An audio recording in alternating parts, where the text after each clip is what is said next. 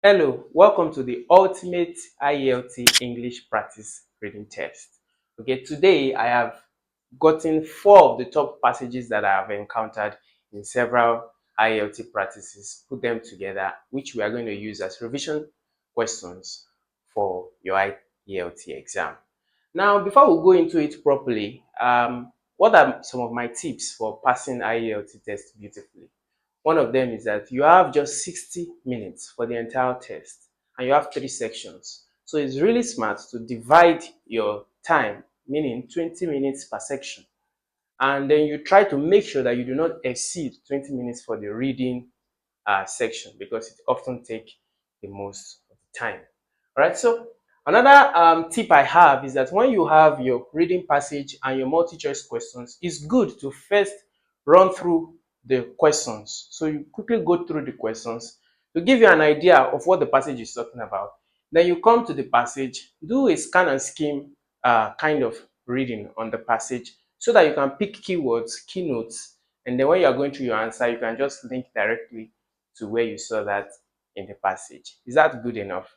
I think that's beautiful. So let's go into it. The first one we have here is a reading passage, and the subject is on electroreception.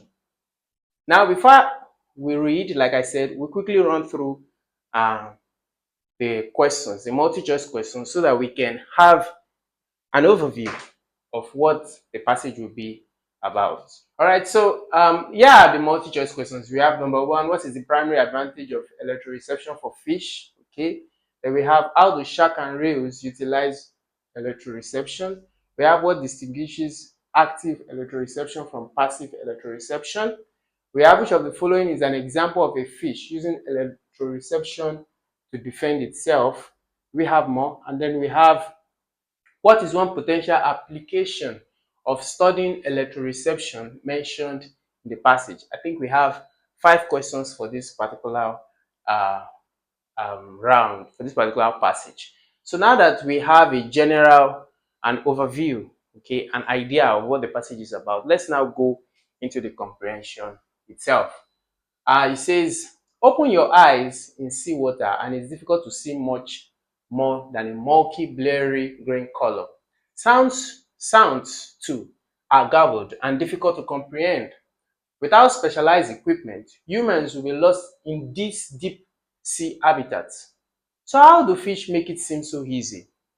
Much of this is due to a biological phenomenon known as electroreception, the ability to perceive and act upon electrical stimuli as part of the overall senses. This ability is particularly useful in conditions where visibility is low, such as in deep or murky waters. Interesting. Electroreception allows fish to detect the electrical field produced by other organisms, aiding in navigation, hunting, and communication. There are 2 types of electroreception, the passive and active. Passive electroreception enables the detection of electric fields emitted by other animals, while active electroreception involves the generation of an electric field by the fish itself and the detection of distortions in this field caused by nearby objects. Species such as sharks and rails possess specialized organs called ampullae of Lorenzini, which are sensitive to electric fields and help them locate prey buried in the sand. Okay? Other fish, like the electric eel, generate strong electric fields to stun prey or deter predator. We're actually learning something. Electroreception is not limited to marine environments.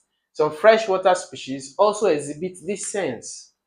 The study of electroreception not only enhances our understanding of aquatic life, but also inspires, indeed I'm inspired, technological advancements in fields like underwater robotics and sensory equipment. Beautiful passage, right? Now let's see some of the questions that we have and then pick. We talked about time management, so let's see how we can manage our time on these questions. What is the primary advantage of electroreception for fish? We have these options. A, it allows them to swim faster. B, it helps them to see in clear waters. C, it enables them to detect electric signals in the environment. And D, it improves their hearing underwater. What did we see in that passage? What is the primary? Okay, it says, look at that here. You can see it is in this second paragraph. This ability is particularly useful in conditions where visibility is low, such as in deep or murky waters. Electroreception allows fish, you see your answer is right here, to detect the electrical field produced by other organisms. So let's return to the question. You see why it's good to read, to scan the question first, then you read the passage. So it enables them to detect electric signals in their environment. And what is their environment in this passage? Water. Okay, so they are able to detect signals, electric signals in the environment. Yes, so that's the answer. The answer to this question is option C. And question 2, how do sharks and rays utilize electroreception? We saw that before, but let's look at the options. A, by emitting electric shocks to stun prey. B, through organs that detect electric fields to locate hidden prey. C, by enhancing their vision in murky waters. D, through improved hearing mechanisms. Now let's go to the comprehension. Okay, we are looking for shark now. Okay, where did we see it before? Yes, you see, species such as shark and ray possesses specialized organs called ampullae, which are sensitive to electrical field and help them locate prey, right, buried in the sand. Now let's return to the question. So how do sharks and rays utilize electroreception? You see, through organs that detect electric field to locate hidden prey that are buried in the sand, not to stun the prey, okay, but to locate the hidden preys in the sand. They are able to locate them through those organs that detect electric fields. All right, the answer to this question will be option B. All right, question 3. What distinguishes active electroreception from passive electroreception?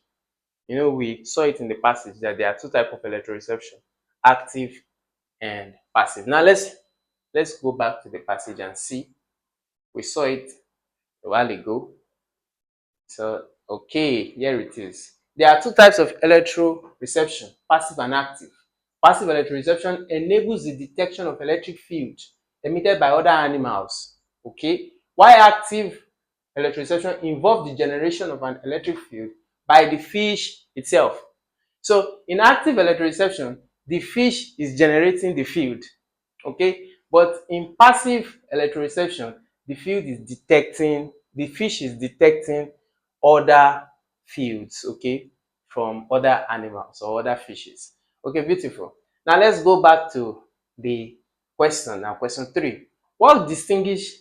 We just discussed it. What distinguishes active electroreception from passive electroreception? Okay, let's see the options. A, active involves detecting other electric field. Passive involves generating one's own. No. Active is actually the opposite. Active involves generating and detecting distortions in one's own electric field. Passive involves detecting external electric field. That is the answer. Okay, so A is like the opposite of B. So active involves, like we said, the fish is generating its own, while passive is detecting external electric fields from other animals. Then question 4.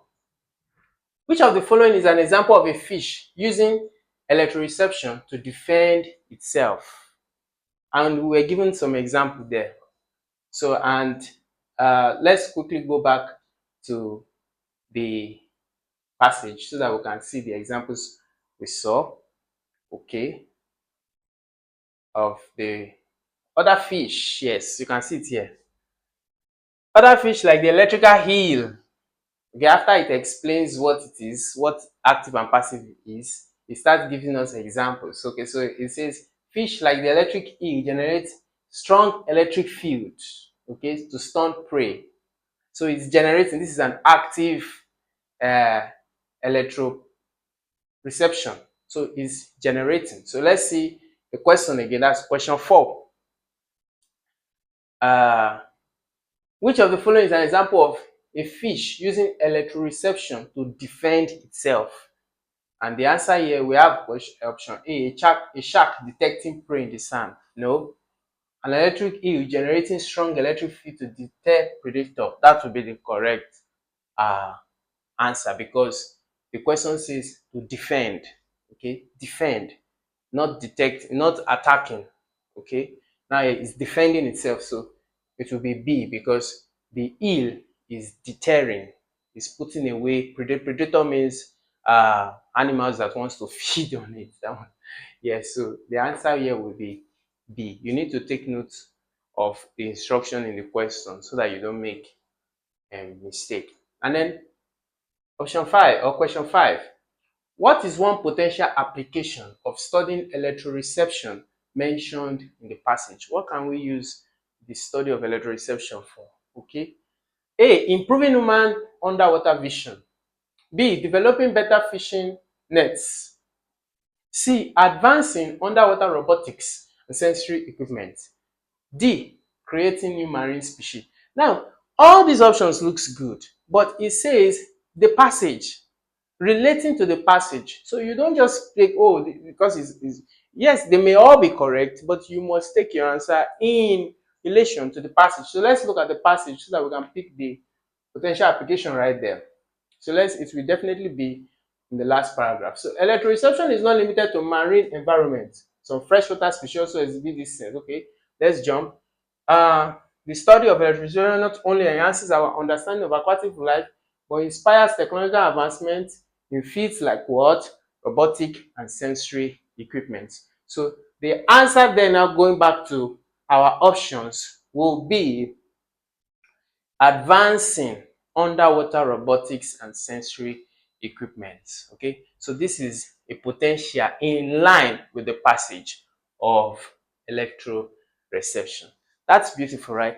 If you're enjoying this, don't forget to smash the subscribe button and tell us what you think in the comment section. If I've taken the wrong answer in any of these MCQs, you can point me out, and we're all learning together, right? Now let's go to the next uh, passage 2. Remember I said we have 4 passages for you. The next passage, which is captioned The Rise of Artificial Intelligence. Again, before I take the passage, I will quickly run through the questions so that I would have an idea of how what the passage look like and how the questions are being set. Question 1. What is the primary concern regarding AI's impact on employment? That's what are people scared of when it comes to AI in the field of employment? Then 2, according to the passage, how can society address the challenges posed by AI? It's good. It does also come with some challenge. And then question 3, what is the author overall perspective? Note that the author's perspective, not your own perspective on AI. Are there more questions? Okay, we have just 3 questions.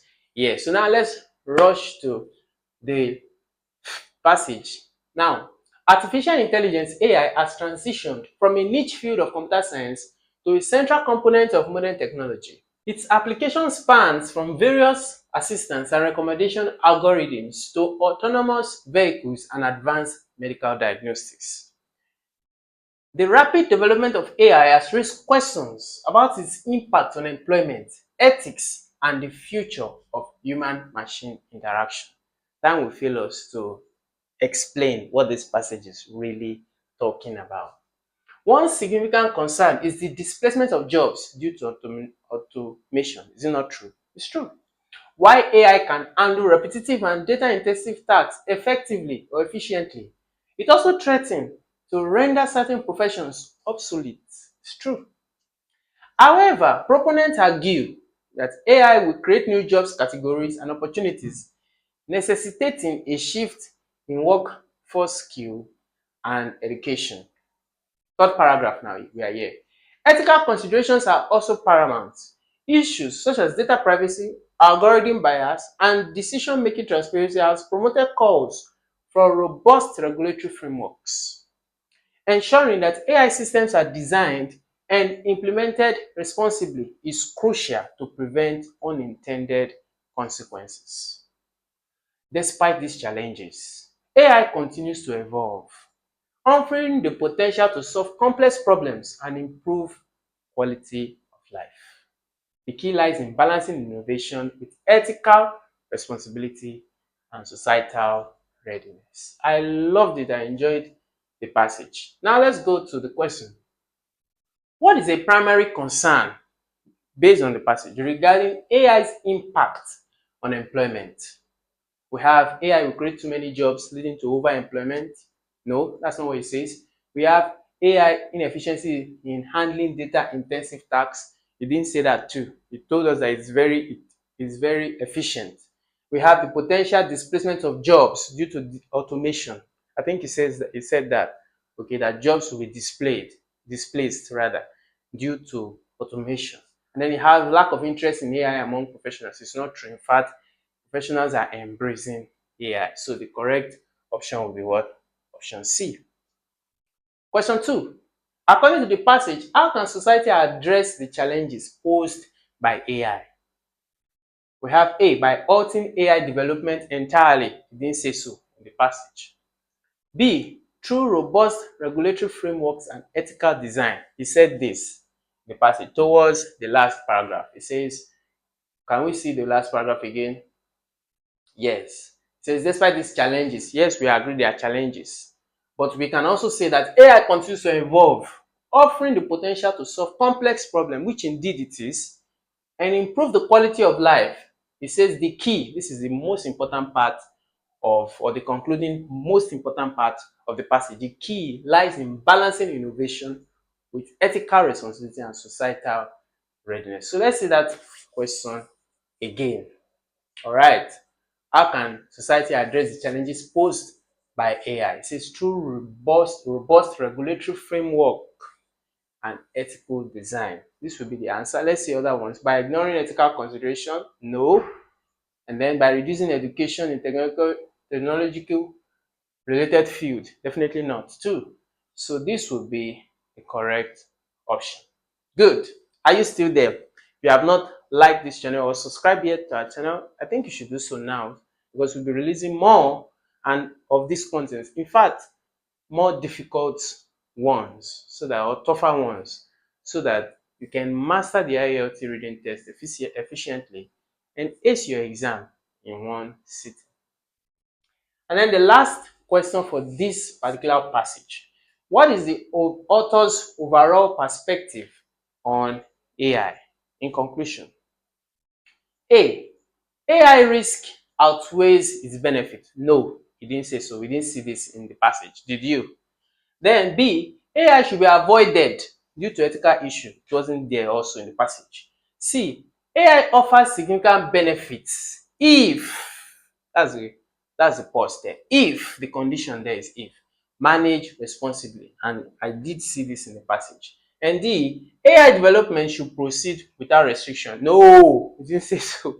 It actually says AI could overrun and cause a lot of damage if it continues without legal and civil frameworks. All right, so passage 3, the history of the Silk Road. Now, again, we'll read through the questions that come to the passage. So what are the questions? What was the primary function of the Silk Road? Okay. Why did the importance of the Silk Road decline? Okay. What does the Silk Road symbolize today? Okay, are there more? Just 3. Now, let's go to the passage now. It's a short one. The Silk Road was an ancient network of trade routes connecting the East and West, facilitating not only commerce but also cultural exchange. Spanning thousands of miles, it enables the movement of goods such as silk, spices, and precious metal, as well as ideas, religions, and technologies. In fact, that's where it got its name from.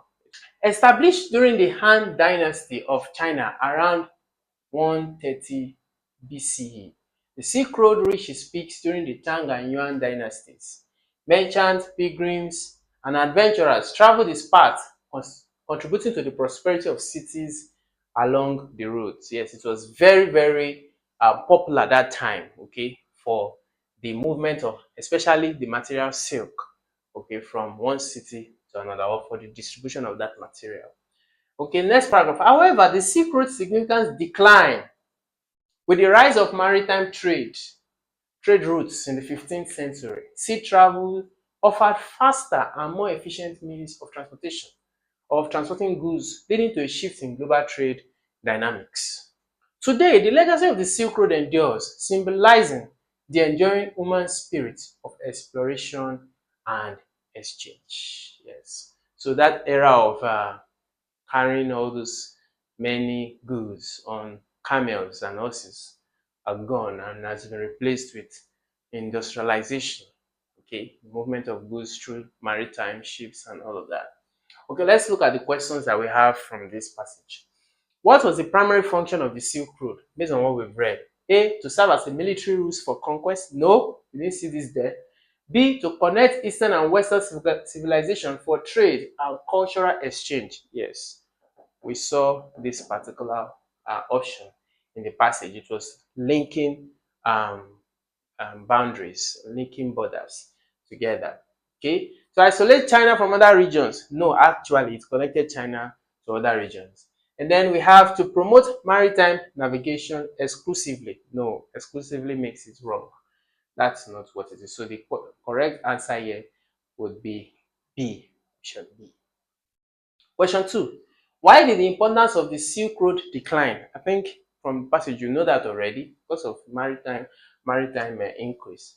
Okay, natural disaster destroyed the road, not correct. Increased piracy along the road, not correct. The emergence of more efficient sea trade routes. As I said earlier, moving goods through that route would often be using carts, horses, camels, local means of um, movement as at that time. But as soon as technology began to increase and there were better means, this one just declined and became obsolete. And then we have option C. Oh no, sorry, question 3. What does the Silk Road symbolize today? We saw that in the concluding paragraph. A, ancient warfare strategies. No. The isolation of civilization. No. Human exploration and cultural exchange. In fact, we saw exactly that. Correct. The dominance of maritime trade. No, not in context to the passage. That is beautiful. I'm sure you enjoyed these 3 passages today. And if you want to see more of this, type in the comment section, I want more, all right? Because we'll be guarding the more tougher passages with their multi-choice questions and treating them